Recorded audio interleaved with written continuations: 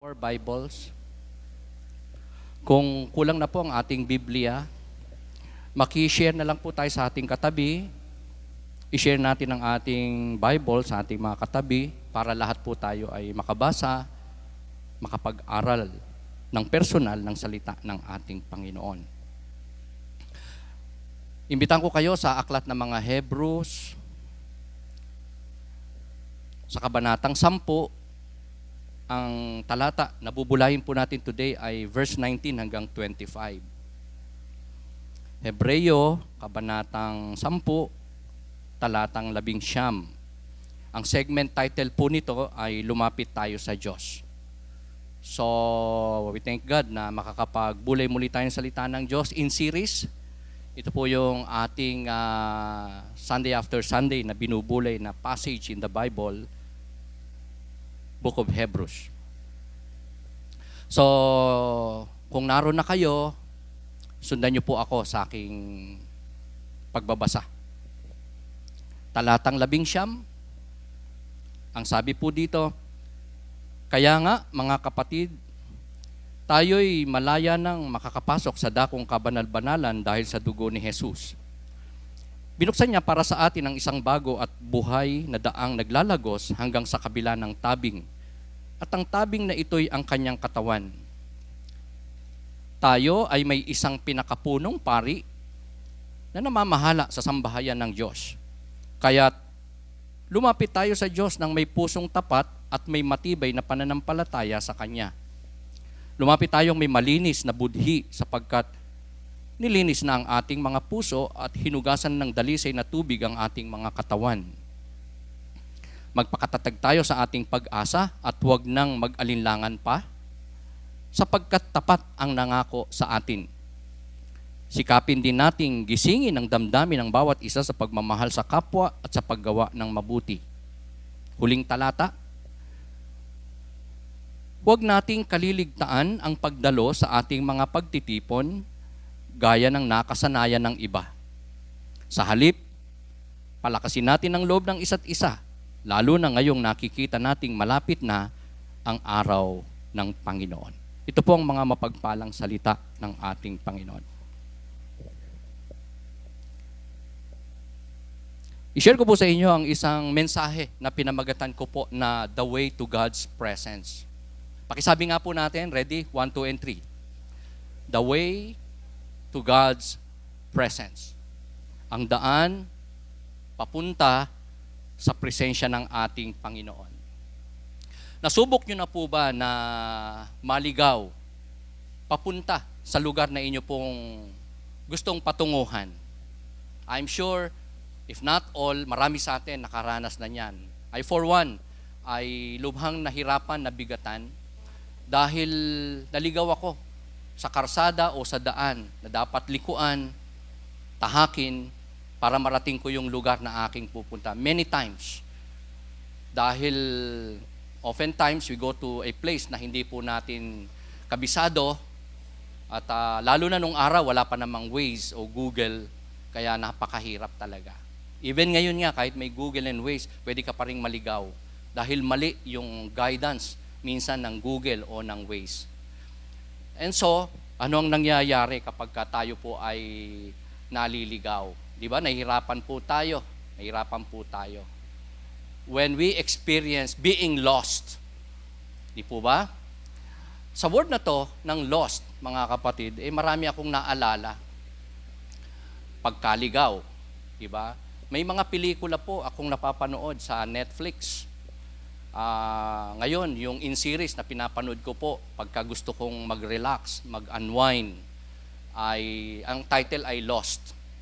Sci-fi movie na in-series ay pinapanood ko para ma-relax. Though, may hatid po ang panonood ng Netflix na disadvantage dahil pwede kang ma-addict dyan, pwedeng wala ka nang magawa kasi series yan, dire-diretso. Pero if you are mature enough, I'm sure you are able to choose kung anong pwede mong panoorin at sa isang pelikula, kaya mong itapon yung basura at tanggapin lang yung mga sa tingin natin ay mabuting palabas o mabuting mga senaryo at makukuha tayo ng kalakasan. Sa sci-fi movie, na-amaze ako dyan pag sci-fi kasi parang yung mga nilikha ng Diyos, nakikita ko ang kalawakan, lalo na sa pelikula na Lost in Space, pinapakita yung vast heavens, yung galaxies, yung universe, yung tao na nagpunta na sa buwan, nakakapunta sa outer space, a lot of beautiful things out there ay sinasabi sa mga pelikulang ito. Pero I'm sure makakarelate kayo sa isang siguro baka naging title ng isang pelikula o baka karanasan ng maraming tao, ikaw at ako, yung lost in love. Sino po yung minsan naging lost in love? Yung bang dahil sa pag-ibig, di ba, nakagawa ka ng di maganda, o dahil sa sobrang pag-ibig, may ginawang di maganda sa'yo, o kaya ay maling pagmamahal, maling tao, maling kapamaraanan na klase ng pagmamahal, and you lost in love.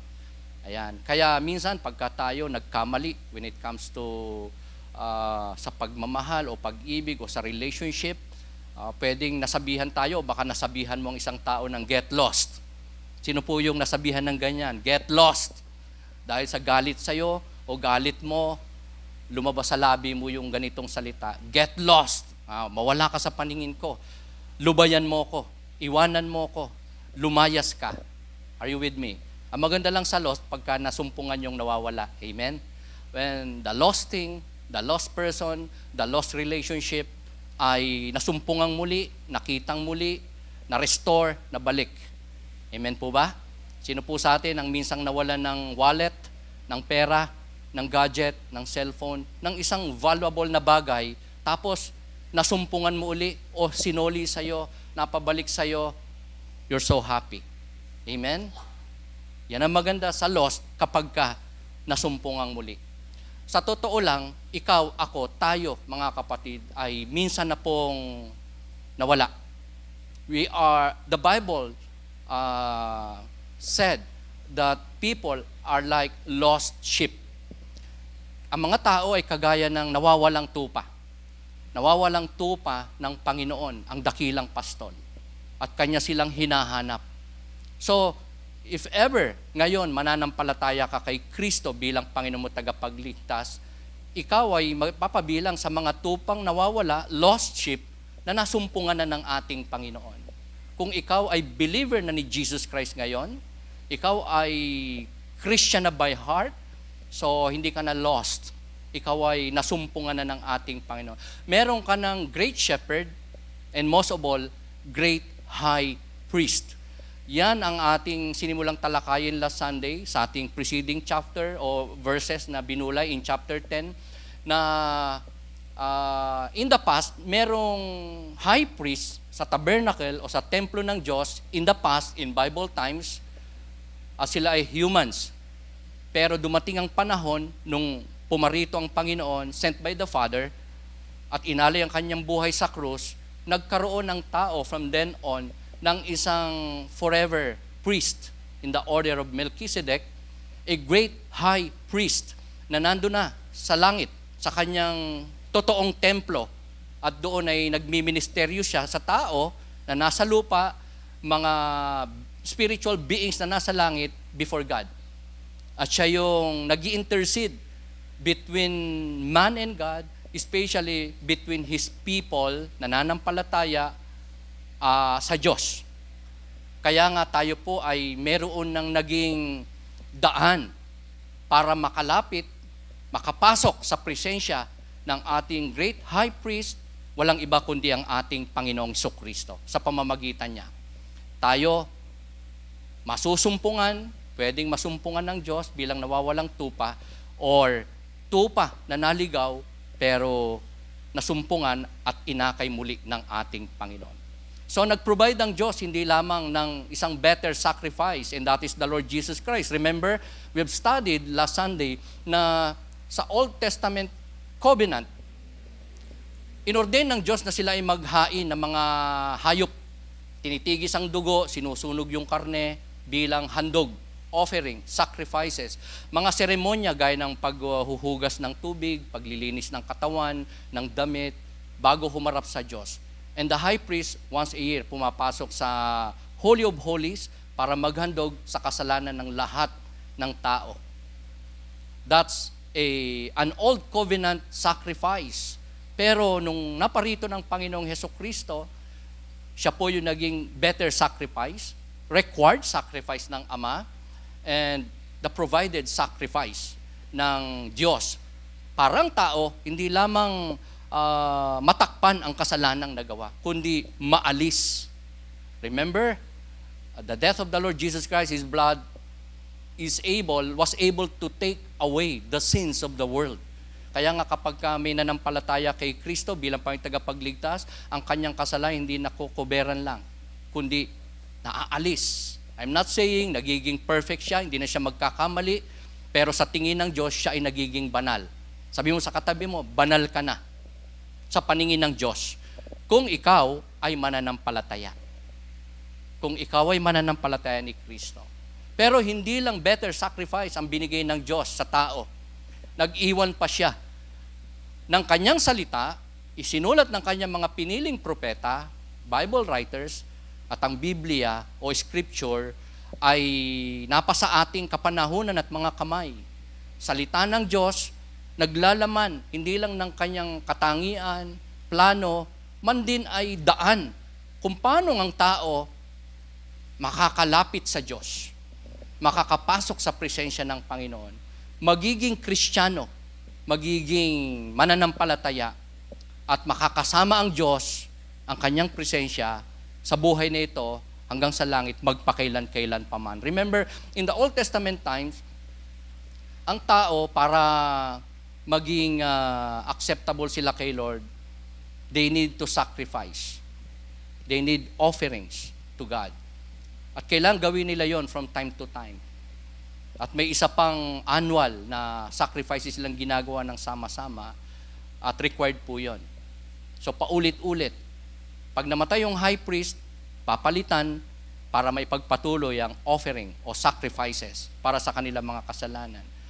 At yun ay walang completion, walang finality, kulang, may weakness. Unlike the sacrifice of the Lord Jesus Christ on the cross ng kanyang katawan, sinabi ng Scripture, sinabi ng Panginoon that it was a sacrifice once and for all. Meaning, wala nang pwede pang gawin ang tao o ang Diyos na isa pang sakripisyo uli o another sacrifices other than the sacrifice of the Lord Jesus Christ on the cross that was able to take away the sins of the world. Kaya tayo po ay meron pong naging malaking pag-asa.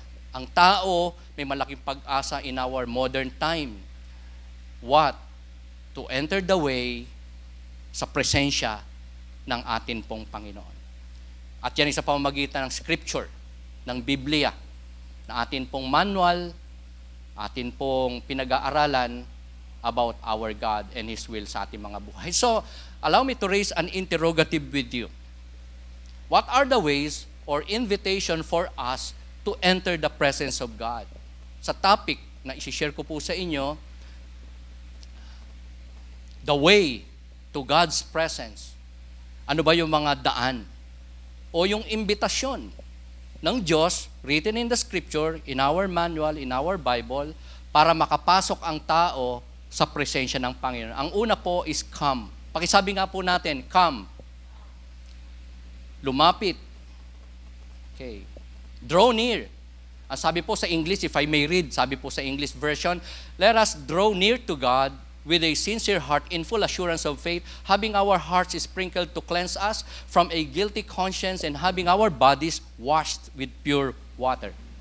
So ang pananampalataya kay Kristo bilang tagapagligtas ay naglalapit sa tao sa presensya ng Diyos. Para maging anak siya ng Diyos, he or she needs to place his or her faith in the Lord Jesus Christ as his Lord and Savior, tagapagligtas ng kanyang kaluluwa.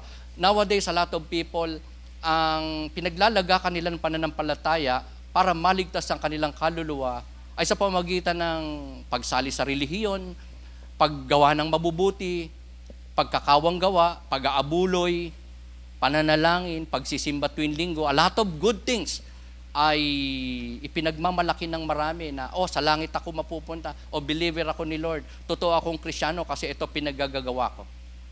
Pero remember, John 3:16 said, "For God so loved the world that He gave His one and only Son, for whosoever believe in Him shall not perish but have everlasting life." So si Jesus ang daan tungo sa Ama. John 14:6, Jesus said, "I am the way, the truth, and the life. No one can come to the Father except through me." So anybody na naglagak ng pananampalataya kay Kristo ay magiging anak ng Diyos, makakasumpo ng kaligtasan ng kanyang kaluluwa, mapupuspos ng Espiritu ng Diyos, makakasama niya ang Diyos.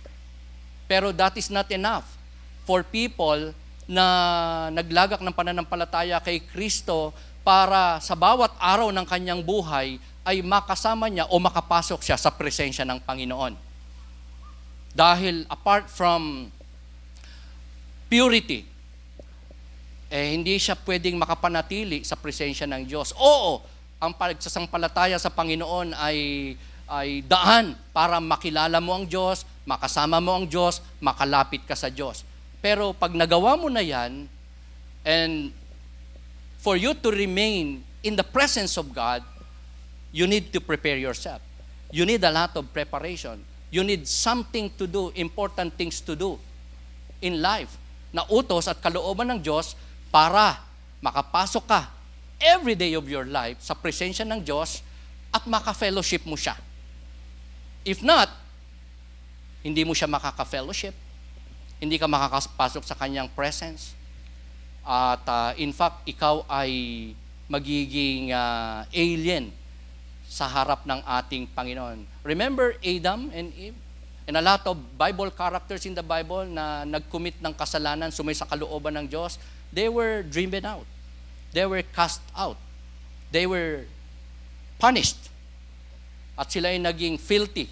Hindi na sila naging karapat-dapat sa Diyos na banal kasi sila ay narumihan ng kasalanan. So, the Bible said, God is holy and we must be holy, God said. Kaya nga, kung meron sa atin ang palataya kay Kristo, bilang pangitagaw, yes, anak ka ng Diyos. May kaligtasan ka, may Spirit of God ka, nasa presensya ka ng... But, kung atin pong pababayaan ating sarili, meron tayong i-define na instructions ng Diyos, utos ng Diyos, we cannot enter and enjoy and dwell in the presence of God. Because God is holy and we are unholy or impure. Kaya nga, in the Old Testament times, in Bible times, yung paghuhugas ng katawan, bago pumunta sa templo, humarap sa Diyos, magministeryo sa Diyos, maglingkod sa Diyos, importanteng gawin nila para maging karapat-dapat. Yung pagtitigis ng dugo sa altar, pag-offering nila ng hayop, ng anumang kalakal nila, kayamanan nila sa Diyos bilang handog, kinakailangan gawin para sila ay maging kalugod-lugod sa harapan ng Diyos. Maka-fellowship nila ang Diyos. Makapasok sila sa presensya ng Diyos. Pero, ang mga New Testament Christians, hindi na po yun required. Dahil yun po ay Old Covenant. Yun po ay may weakness na klase ng sakripisyo at ordinansa ng Diyos sa mga tao. Just to point out, in the New Testament time, which was called the New Covenant, walang iba kundi yung pagparito ni Kristo, yung kanyang kamatayan sa krus, na isang klase ng sakripisyo na hindi na kailangang ulit-uliting gawin, gaya ng pagpapatay ng hayop, pagsusunog ng kamanyang, yung pag-offering ng kayamanan, at ng iba't iba pang mga ani o mga pag-aari ng tao, sapagkat yun ay ginawa ng Panginoon once and for all. Yun ay sapat. Ang kamatayan ni Kristo ay sapat para hugasan at bayaran ang lahat ng kasalanan ng tao. Pero efficient lang ang power ng dugo o sakripisyo ni Kristo sa krus para linisin, tanggalin ang kasalanan ng tao para lang doon sa mga sa Kanya ay sasampalataya. So sa mga hindi sasampalataya kay Kristo bilang pangitagapagligtas, mananatili na sila ay marumi, unworthy, unacceptable, unbelieving sa Panginoon, at hindi nila makakasama ang Diyos. Makaka-fellowship ang Diyos, hindi sila makakapasok sa presensya ng Diyos. Here on earth, lalo na time comes pagdating sa judgment day, pagharap nila sa Diyos, ay hindi po nila mapapasok ang kaharian ng Diyos, man din ang kabanal-banalang presensya ng Panginoon. Kaya nga, may mga taong ganito po ang ginagawa in the past hanggang ngayon, nag-o-offer ng kung ano-ano, nagpapatay pa rin ng hayop, nagtitigis ng dugo, nagbibigay ng malaking alms o indulhensya o offering sa simbahan, thinking na mababawasan ng kanyang kasalanan pag gumawa siya ng mabuti o mahuhugasan siya, magiging karapat-dapat sa Panginoon. In fact, yung iba nga, in Bible times, kahit ngayon, baka may gumagawa pa, kahit buhay, ino-offer nila. Anak o yung taong masama, i-offer nila sa Panginoon na kinikilala nilang tunay na Diyos para lang makasumpong sila ng cleansing, ng paghuhugas ng kanilang mga kasalanan. Pero ang mga sakripisyo na yon, by nature ay weak, incomplete, hindi finished work, at ang natatangi lang na parang tayo maging malinis, malaya, banal sa harapan ng Diyos ay ang sakripisyo at kamatayan ng Panginoon Jesucristo sa krus ng Kalbaryo. Kaya nga, if ever ikaw, ako, tayo ay nanampalataya na kay Kristo bilang tagapagligtas, tayo ay nabibilang na sa mga New Covenant Christians na ang pananampalataya ay kay Kristo na luminis na, nag-alis na ng kasalanan sa libutan ng bawat isa po sa atin. Lamang para mapanatili po natin ang ating fellowship with God, patuloy tayong makalapit sa Diyos, makapanahan sa Kanyang banal na presensya in the Spirit, meron po tayong dapat gawin. Tayo, pangalagaan natin ang ating sarili na malinis, dalisay, pure, and holy. Pakisabi mo sa katabi mo, magpakabanal tayo. Maglinis tayo. Ang ibig lang sabihin, kapag tayo po ay nagkasala, we need to repent. We need to confess to God our sins and turn from it. Iwasan na ito, talikdan ito. And that's the only way for us to be able to enter boldly to the awesome, holy presence ng atin pong Panginoon sa ating buhay every day. In the past, mga kapatid, annually lang para makapasok ang high priest sa presensya ng Diyos sa sa Holy of Holies na bahagi ng templo, once a year lang.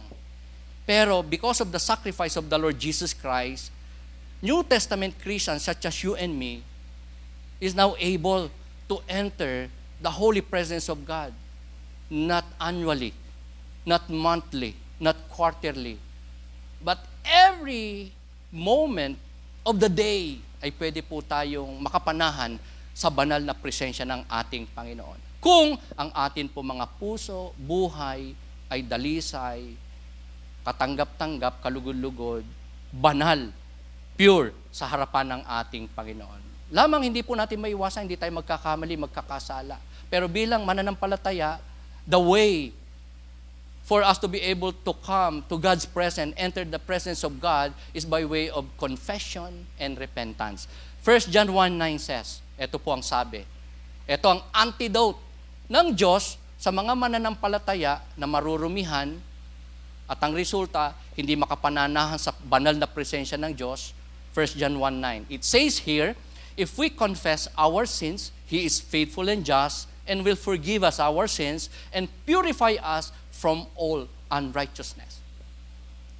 So, yamang hindi po natin pwedeng maiwasan ang hindi magkasala.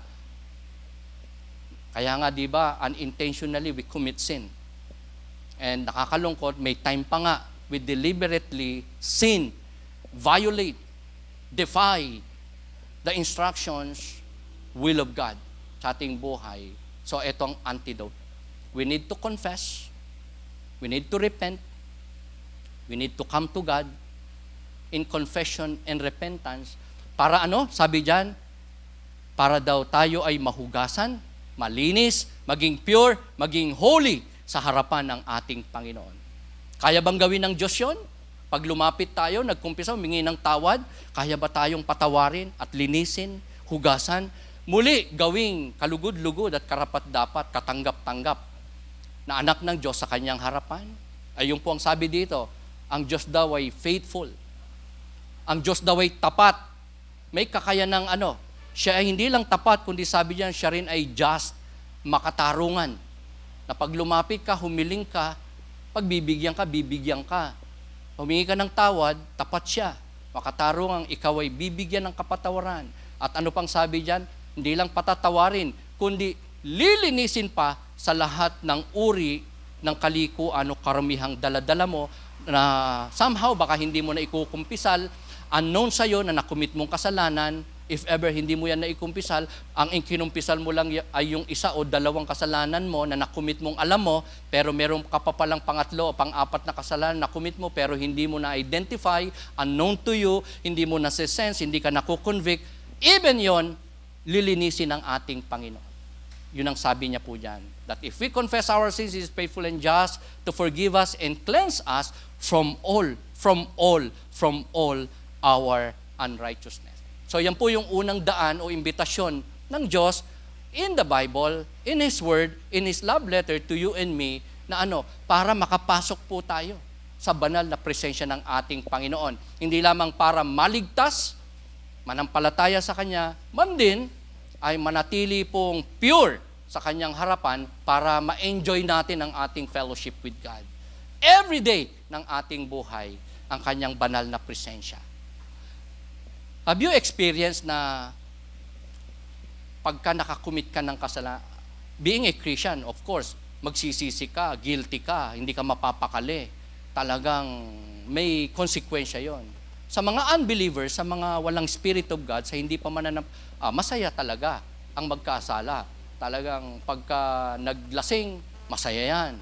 Kapag ka nakatake ng drugs, masaya yan. Kapag ka nakapagsugal, masaya yan. Kapag ka nangbabae, masaya yan. Are you with me? Di ba? Kasi walang Spirit of God. Hindi totoong Kristiyano. Are you with me? Nabubuhay sa sanlibutan, sa gawaing sanlibutan. Pero, ang matunay mananampalataya, walang kapayapaan kapag ka nagkasala. Nagigilty, nakukonvict, at nagsisisi. At nanunumbalik sa Diyos. And that's the time, makakapanatili siya at makakapasok sa banal na presensya ng Panginoon. May kapayapaan, may kalinisan, at katanggap-tanggap, kalugod-lugod sa harapan ng ating Panginoon. Another way, the second way, for us, for you and me, for the people of God, to be able to enter the presence of God, not just to be saved, but to be acceptable, to enjoy the fellowship with God, is to cling. Pakisabi nga po natin, cling. Okay, saan ko po yan nakuha? Sa verse 23, it says there, let us hold unswervingly to the hope we profess, for He who promised is faithful. Ayan, synonym po ang cling ng word na hold. Panghawakan daw po natin. Ang pag-asa na ating pinoprofess, kinoconfess, pinaniniwalaan, dahil yun daw nangako, ay tapat. So, the way to be saved, and most of all, to be able to enter the awesome presence of God is to cling to Him. Lahat ng cling, magsabi ng amen. Di ba? Sarap kaya nung ang loved one mo, clingy sa'yo. Di ba? From time to time, kinikiss ka. Wow, how sweet. From time to time, ine-embrace ka. Oh, what a feeling. Amen? You feel sobrang napakahalaga sa Kanya kapag may mga tao nagkikling sa'yo, mahal mo sa buhay. Di ba? Okay. Di ba? Na-appreciate ba natin yung mga taong nagkikling sa atin bilang kaibigan, nagkikling sa atin bilang mentor, nagkikling sa atin bilang kapatid sa pananampalataya, and most of all, as loved one, nagkikling sa atin. Amo? Hindi lang yumayakap, kumikis, kundi talagang nangungunyapit. Ang ganda po nito na word, clinging to God. Amen? Saan? Sa pag-asa na binigay ng Diyos. Alam niyo po, ang readers po ng Hebrews, ng ating passage, ay malapit na pong bumigay. Meron po ba sa atin dito malapit na bumigay? Okay. Parang dalawa yata inisip sa bumigay. Either bumigay sa pagsubok o bumigay sa kasarian. Okay. Bumigay sa problema, bumigay sa mga pagsubok, bumigay sa prinsipyong pinananganan. And most of all, ang readers po ng Hebrews, ng epistle ng Hebrews, ay malapit nang bumigay sa kanilang pinanghahawakang pananampalataya o pag-asa. At gusto na nilang bumalik sa Old Covenant. Nasumpungan nila si Kristo, nakilala nila si Kristo, the New Testament Covenant, ang fulfillment ng batas, ng law, ng ceremonial law, ng mga sacrifices. Pero dahil meron pong mga false teachers sa kanilang kalagitnaan, in addition, sila ay medyo naging weak sa Word of God. And most of all, sila ay nag-doubt sa salita ng Diyos kay Kristo mismo. That is why, nandun sila sa brink of falling away from the true faith in the Lord Jesus Christ. As their great high priest, as Savior, at ang tinutukoy ng mga sakripisyo at bata seremonya in the Old Testament time. They're about to go back doon sa Old Covenant laws, ritual, ceremonial. And they were about to deny Christ as the once and for all sacrifice that takes the sins of the people. Pero sila, mga kapatid, ay kinahabagan ng Diyos. May sumulat sa kanila at nagpaalala ang writer ng Hebrews, sila po ay inexhort. So, ang sabi ng writer ng Hebrew, cling to the hope that you profess o ipinangako sa inyo. So, ang clinging o holding to the hope that was promised to them ay hindi nangangahulugan sa kaligtasang dapat nilang panghawakan. Sapagkat ang kanilang kaligtasan ay secured, hindi nawawala, hindi mawawala. Yan ang pangako ng Diyos. Sino mang na kay Kristo na, ay may buhay na walang hanggan. Siya ay hinango na mula sa kadiliman at kamatayan, dinala siya sa kaliwanagan at sa buhay. And Jesus said himself, siya mismo nagsabi, no one can snatch them out from my hand, Jesus said. Anong puwersa at kapangyarihan o dominion o influence ang pwedeng umagaw sa iyo sa kamay ng Diyos na pinakamakapangyarihan sa lahat?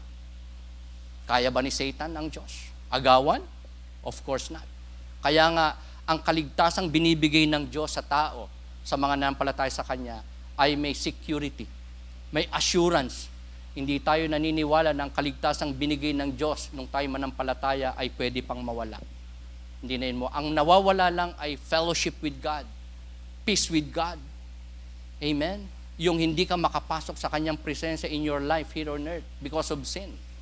Pero yung kaligtasan mo dahil nanampalataya ka ng totoo kay Kristo bilang panging tagapagligtas, that is so certain, that is final, that is secured, that is with assurance and guarantee because the God who promised that is faithful, powerful, and able to do it.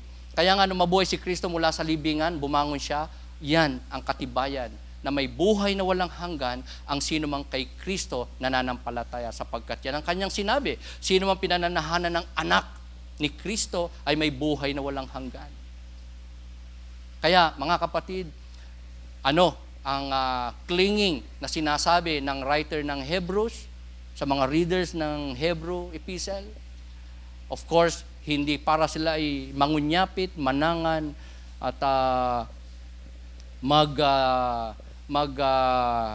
mag-cling, mag-hold fast sa salvation, kundi sila po, mga kapatid, ay sinabihang manangan, mag-cling, saan? Sa glorious hope, pangako ng pag-asa na ibinigay ni Kristo sa kanila nung sila'y manampalataya.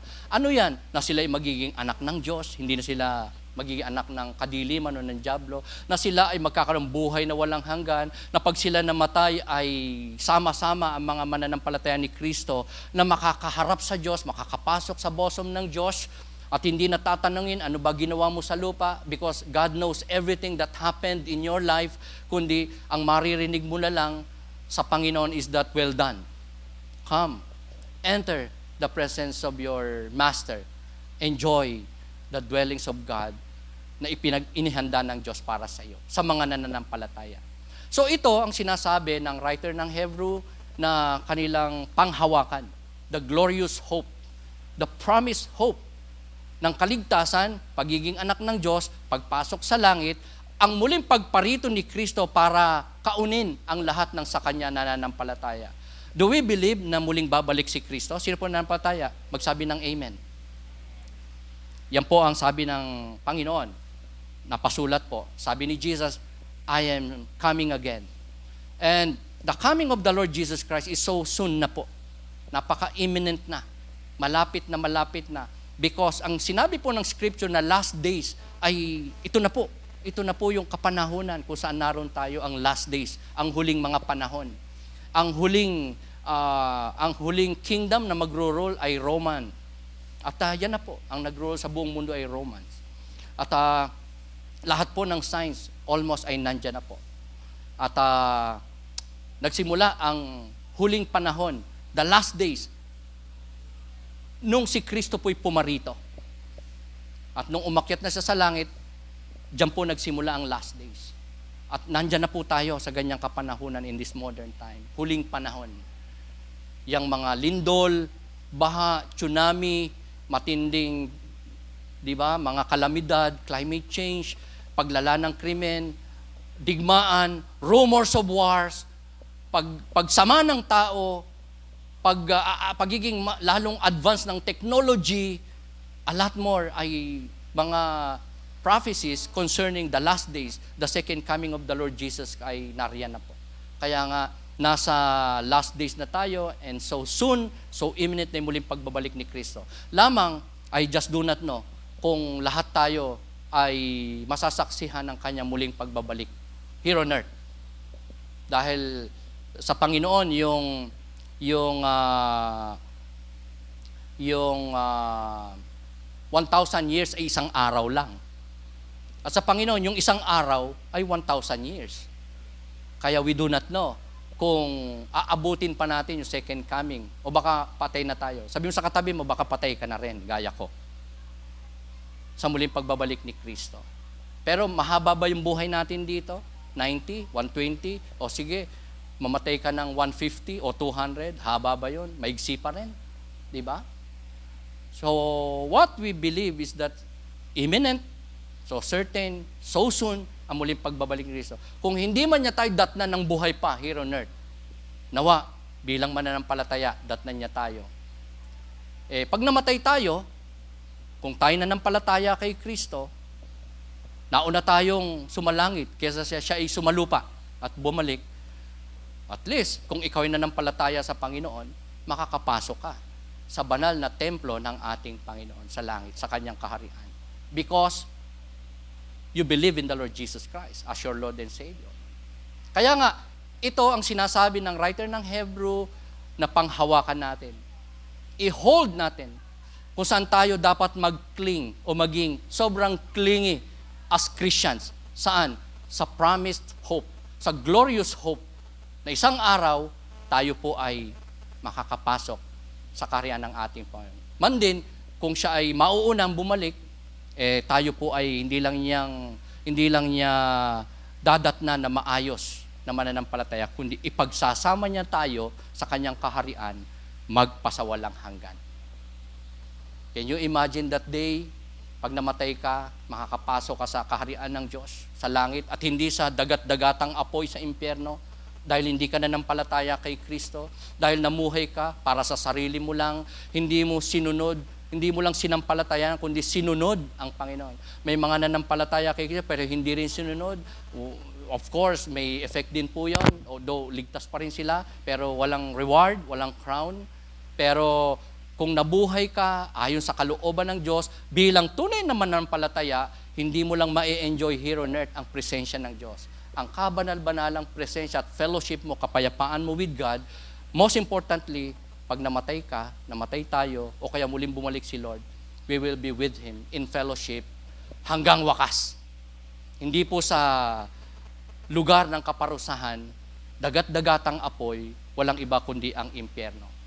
So, kung ang atin pong pag-asa nakafix kay Kristo bilang Panginoon tagapagligtas natin, at tayo po ay nakadepende sa kanyang kapangyarihan, kakayanan, katapatan na tayo ay ililigtas, tayo ay kukupkupin, tayo ay kakaunin, o tayo ay papatutuloyin sa kanyang kaharian time comes, mahirap po tayo na mag-fall away. Kahit gaano kalaking pagsubok, problema, persecution, kahirapan ang maranasan mo. Kung nakafix ang iyong eyes, ang iyong spiritual eyes, ang inyong heart, ang iyong spiritual heart, ang iyong buhay sa pag-asa na binigay, pinangako ng Diyos sa iyo, alin? Ang kanyang pinangakong pagliligtas, ang ating bound to heaven na destiny, kung diyan ka nakafix, hindi ka hihina, hindi ka maliligaw, hindi ka madideceive, hindi ka magfo-fall away, hindi ka magiging malamig o maligamgam na Kristiyano, hindi ka magiging parang on and off na Christian, kundi magiging isa kang faithful, masigasig, tapat, committed, devoted na believer at servant ng ating Panginoon. Kaya, no wonder the people in the Old Testament times, even in the New Testament times, reader of the Epistle of Hebrews, ay na sila, malapit na siya bumalik sa Old Covenant, tumalikod kay Kristo because of doubt, because of unbelief, at may hindi na sila sinusunod kalooban ng Diyos. At nakatingin sila doon sa past, sa Old Covenant. Pero, just like us, mga kapatid, kung hindi tayo titingin sa ating nakaraan, kung hindi tayo titingin sa wala sa atin, kung hindi tayo titingin sa dati nating kinaaniban na samahan, kung hindi tayo, mga kapatid, titigil sa pagsunod sa kalooban ng Diyos, dahilan para tayo manghina, manlamig, sumuway sa kalooban ng Diyos, hindi na dumalo sa gawain ng Panginoon, hindi na makipag-fellowship, hindi na mag-pray, hindi na magbasa, mag-aral salita ng Diyos, hindi na maglingkod sa Panginoon, anuman ang nangyayari, ayan, we will become, magiging mailap sa atin. Mawawala sa atin ang privilege na makapasok sa banal na presensya ng Panginoon, to have our intimate na fellowship with our God in the Spirit. Habang nabubuhay sa mundong ito, man din, pagdating natin sa kanyang kaharian. So, instead of looking back, we should look ahead to His coming. This is so important na tumitingin tayo sa muling kasi pag aware ka na talagang babalik si Lord, sooner or later, meron kang, of course, dapat magiging preparation. Meron kang gagawin.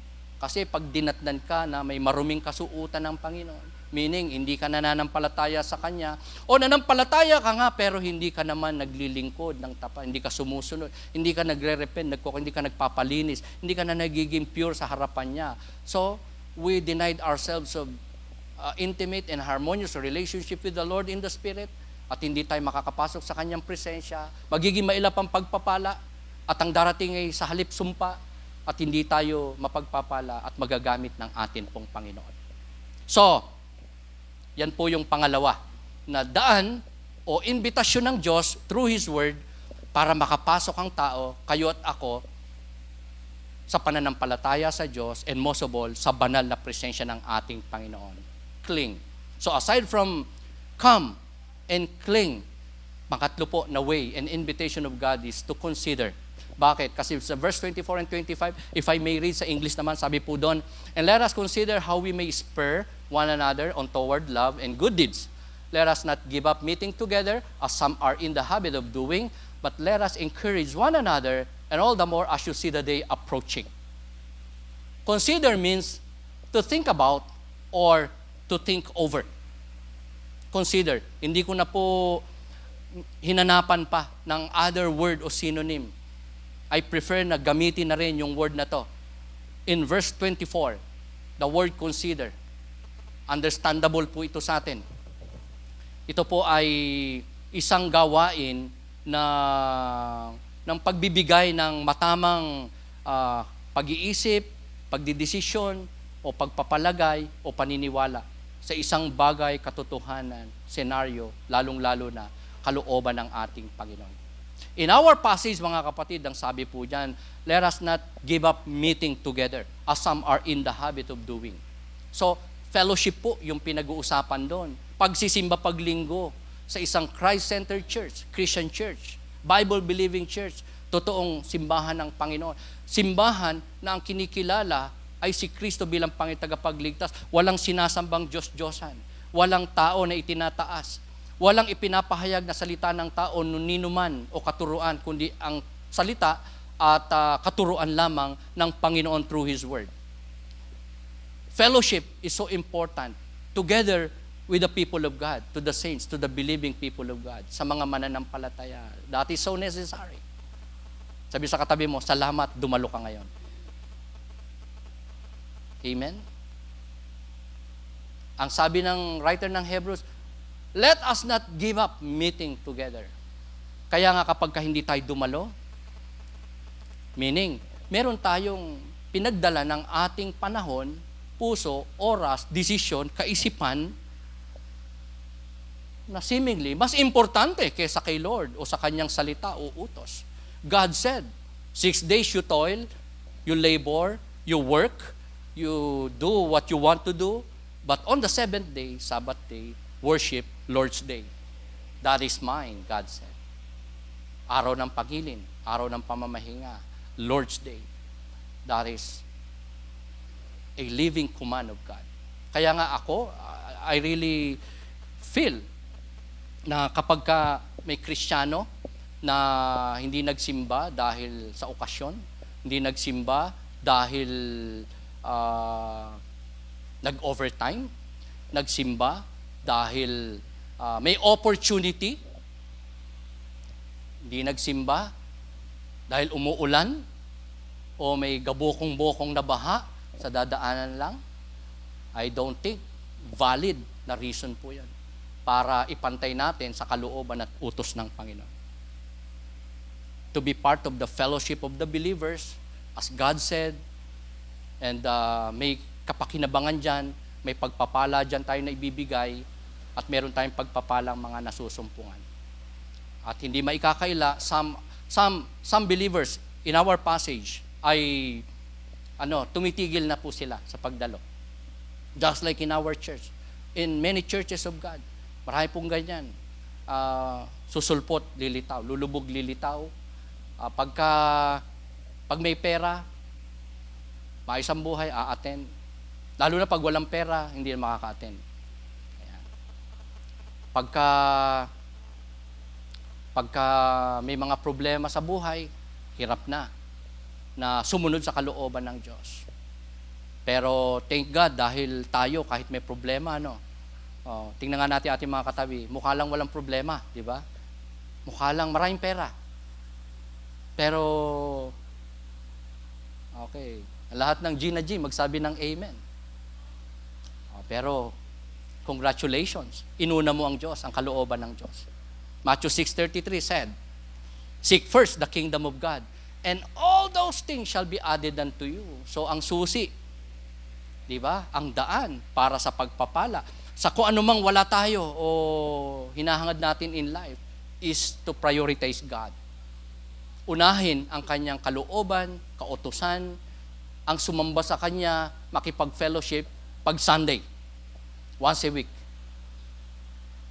Okay, kaya nga marami hindi nagsisimba pag linggo.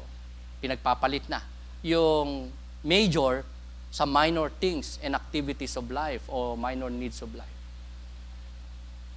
Minsan may nagsabi sa akin, Pastor, iniwan nyo kami Sunday, hindi kayo nakikasimba. Sa totoo lang naman, pag ako nawala sa church, mission po yun. Mission.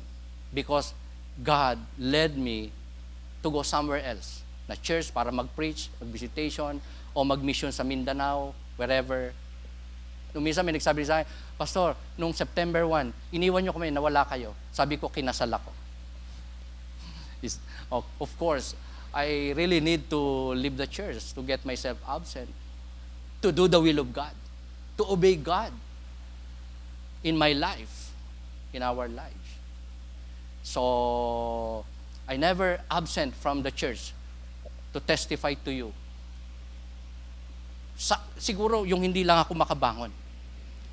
O kaya life and death na situations, pero hindi naman pinipermit ng Diyos yun. Lagi po akong present. Ako ang pinakaunang dumarating, ako pinakahuli. Perfect attendance po ako. mula na ako'y makakilala sa Panginoon.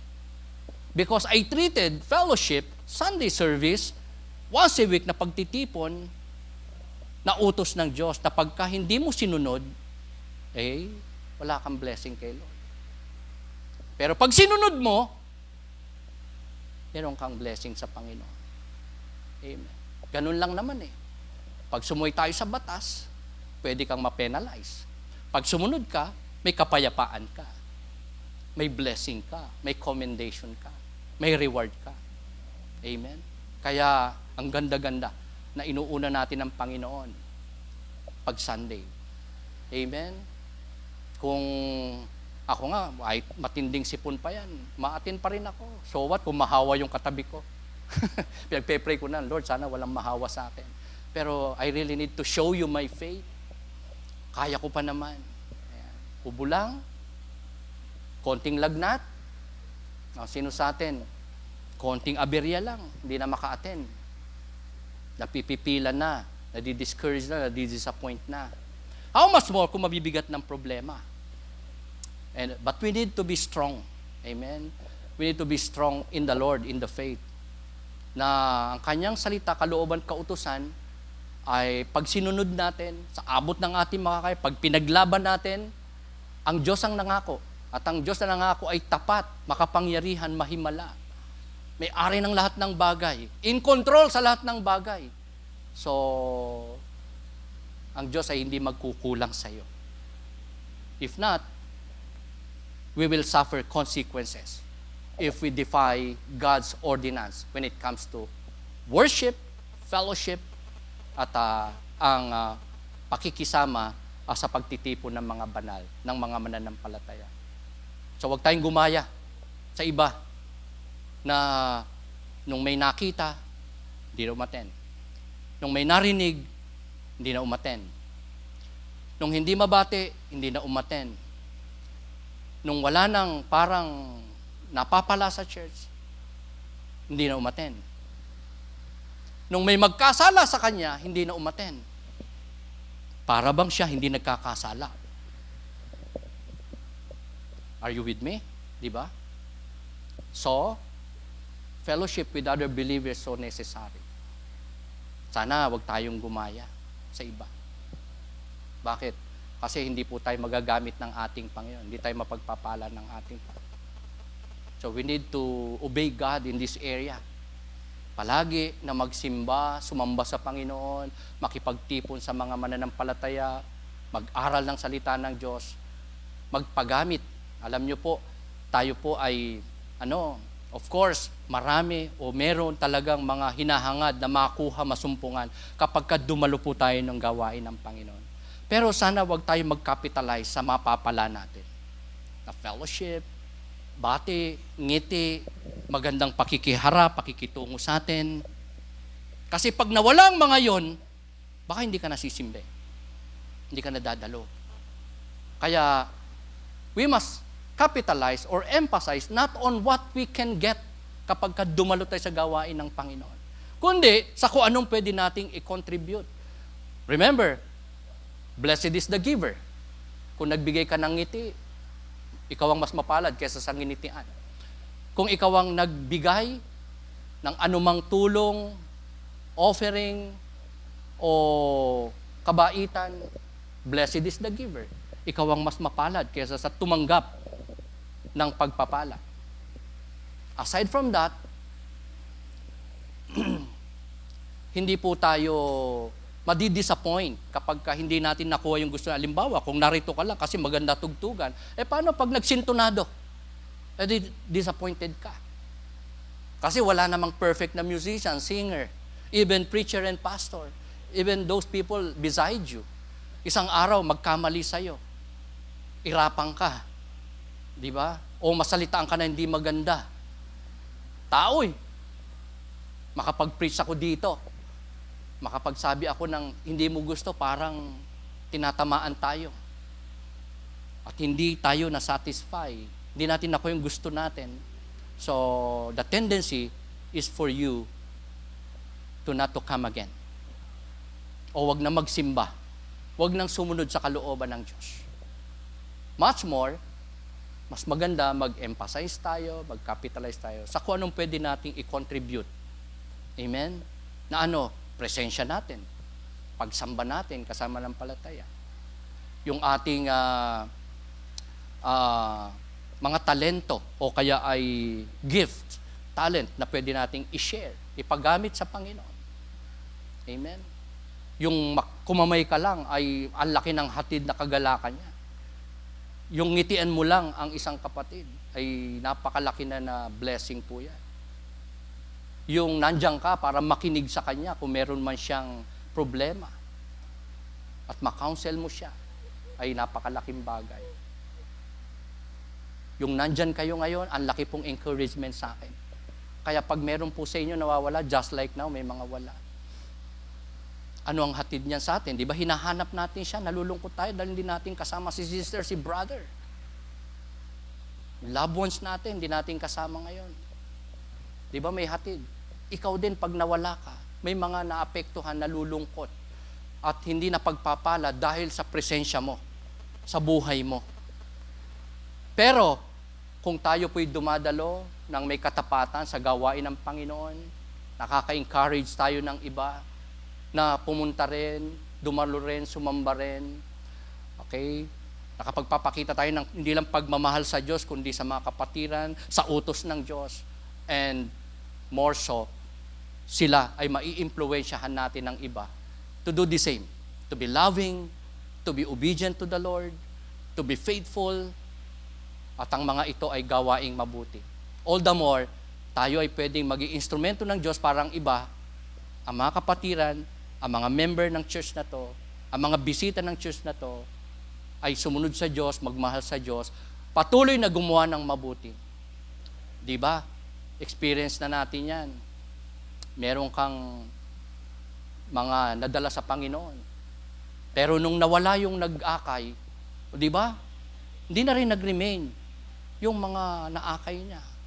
Ay nawala kasi yung yung kanyang tinitignang instrumento, encouragement, di ba? Kasi nakatingin doon sa fellowship, nakatingin sa katabi lang, nakatingin sa presensya ng nung mawala, ayaw na rin, wala na rin siya. Are you with me? Pero kung nandiyan ka, pwede kahit papano, di ba? Na tayo maging encouragement, inspirasyon ng iba. It provokes love and good works para sa iba kung tayo po palagi na sumusunod sa Lord, naglilingkod by way of attending church services. Kaya napaka-importante ng pagdalo sa Sunday service, sa midweek service, sa prayer meeting, sa mga trainings natin, sa mga pag-aaral natin ng salita ng Diyos, after service. Napaka-importante ng pagtitipon, sapagkat may palakasan po sa pagsasama-sama. Remember, there is power in unity. Hindi lang natin nasusunod ang kalooban ng Diyos, nagiging malakas tayo pagsama-sama. Nakaka-impart tayo ng strength and power sa iba kapag nandyan tayo.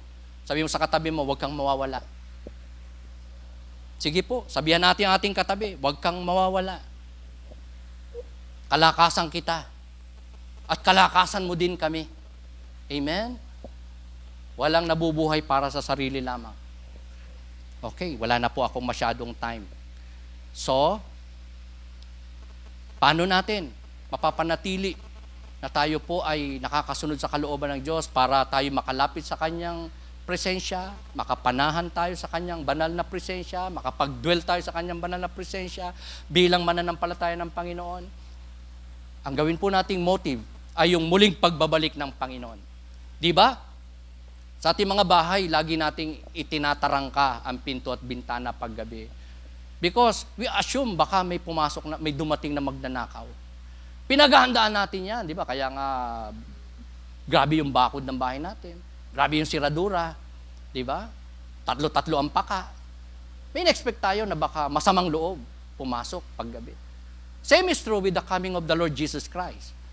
If we believe and expect the imminent soon coming of the Lord, meron tayong dapat na maging hindi lamang preparation, kundi motive, strong motive para tayo po'y manatiling tapat sa Panginoon. Ito'y walang iba kundi yung Kanyang pagbabalik. O yung ating pagkamatay isang araw, Kamatayang di natin alam kung kailan darating. Di ba? Tayo ay maging handa. That's a strong motivation para maging tapat tayo, makasunod tayo sa Diyos. Lagi natin panghawakan ng hope na yan. Babalik ang Panginoon. At kailangan natin maging handa. So, recap ko po as I close on this topic, the way towards God's presence. Okay. Nakabuo po ako ng alliterated points sa atin pong discussion today. Sino po nakakaalala? Ha? Sa topic na to, the way to God's presence, ang alliterated major points natin, ano na yon?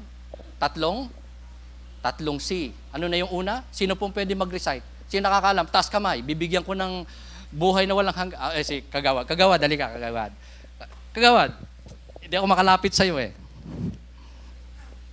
Pakinggan nyo magandang boses ni Kagawad. Panya ka na rin. Puro taga Carmona to, hindi Santa Rosa. Wala. Meron po. Meron naman. Okay, sige. Bali yung come, cling sa consider po. Yun. Pakiulit mo nga. Come, cling, and consider. Okay. Come, cling, and consider. Tama ba yon mga kapatid? Yun po yung tatlong way o invitation ng Bible, ng Scripture, ng Word of God sa atin para hindi lang makasumpong ng buhay na walang hanggan sa pamagitan ng pananampalataya kay Kristo, kundi makapasok sa kanyang banal na presensya. Hindi po annually, hindi monthly, hindi quarterly, kundi daily. Every moment of the day, pwede ka makapasok sa banal na presensya ng Panginoon by these three ways, 3 C's. Sabi ni Kagawad, number 1, come. Number 2, cling. Number 3, consider. Okay.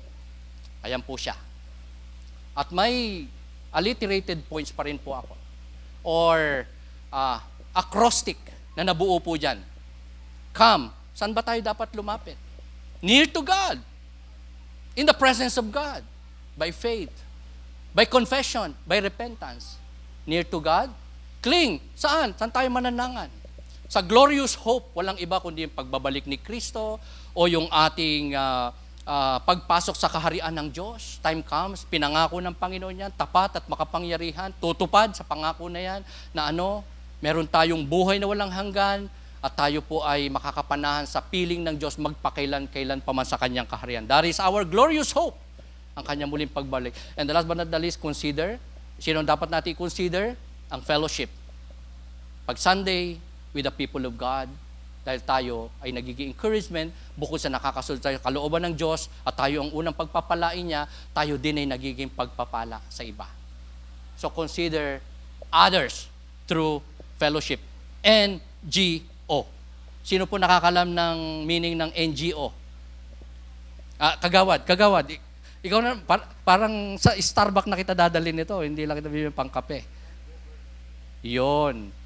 Non-government organization na tumutukoy sa coming near to God, clinging glorious hope, and considering others for the glory of God.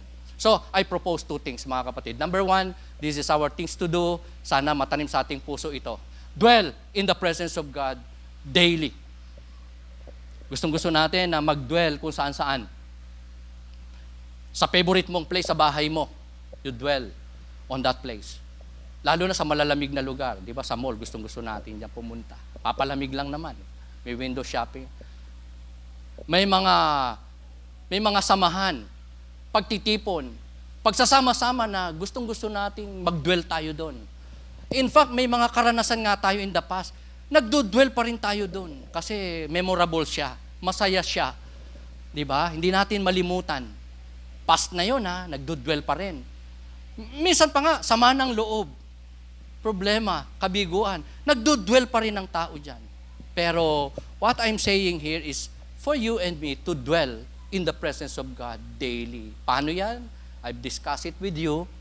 Kailangan natin manampalataya kay Kristo para makalapit tayo sa Kanya. And most of all, makapanatili tayo sa Kanyang presensya, yung fellowship natin sa Kanya, sa pamamagitan ng pagsisisi, pagkukumpisal, pagbabalik loob, pagsunod sa kanyang kalooban everyday ng ating buhay. And the result, tayo po ay makakapag-dwell sa banal na presensya and fellowship natin sa Panginoon daily. Daily. Daily. So hindi mo mararanasan ang maging alien sa Panginoon o ang maging hindi karapat-dapat sa Panginoon. Kung sa panahong nagkasala ka, nagsisisi ka agad, nagkukumpisal, nanunumbalik ka kay Lord, nagkukumit ka, hindi mo nagagawin yon, tatalikuran mo na, meron kang magiging privilege na makapag-dwell sa banal na presensya ng Diyos daily, every day, every moment of your life. Is that good, mga kapatid? Is that pleasing? Napakaganda po nun. Kasi sa Old Covenant, mga kapatid, ang high priest pumapasok sa Holy of Holies, sa tabernacle, annually lang. Nakaka-fellowship niya ang Diyos, annually lang. Yan ang kanilang privilege. Pero, ang mga New Testament Christian, sa New Covenant, dahil meron tayo naging living high priest, yung high priest in the past, namamatay, napapalitan, continuous, may repetition yung kanilang pag-offering, pagsasacrifices, pero nung si Kristo mag-alay ng kanyang buhay sa krus, it was a once and for all sacrifice on the cross. At siya ay isang high priest na hindi namatay at hindi nagbangon, kundi siya ay living high priest natin. Kaya nga, mga kapatid, yung telon sa templo, nung mamatay si Kristo sa krus, yung tabing, naghahak po yun. Kasi dati, kaya may tabing yun, walang pwedeng pumasok doon, kundi yung high priest lang. Once a year lang. Bawal doon pumunta ang ordinaryong priest. Lalo na yung mga Israelites lang, o believers lang, o mga Jews lang. At once a year lang.